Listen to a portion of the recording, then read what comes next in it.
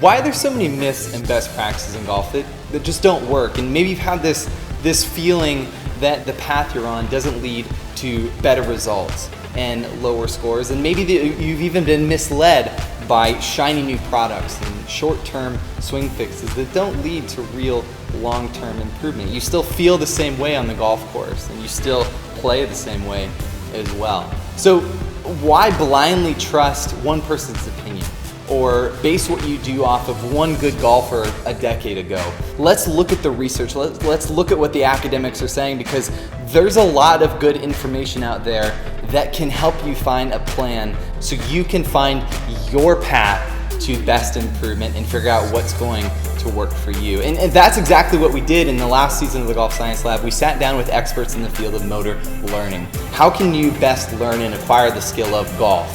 What should practice look like, and how can you take this practice and learning from the range and take it to the course? We sat down with experts in the field and really set this foundational material up for you. And now we're taking the next step into performance.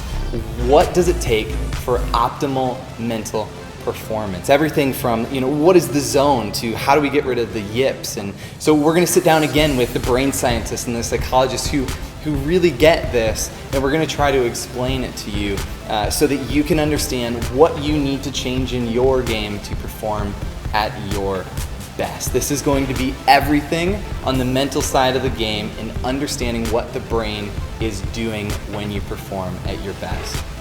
Make sure to join the Golf Science Lab Insider Club so that you can be up to date on everything with this new season of the Golf Science Lab. You're going to get exclusive insights, behind the scenes audio clips, and interviews that not everyone is going to hear. Make sure to join us in that. And on your phone, on the podcast app, make sure to subscribe to the Golf Science Lab so you can stay up to date as we release season 2 of the Golf Science Lab, all on brain science and mental performance. I'm looking forward to seeing you in the new season.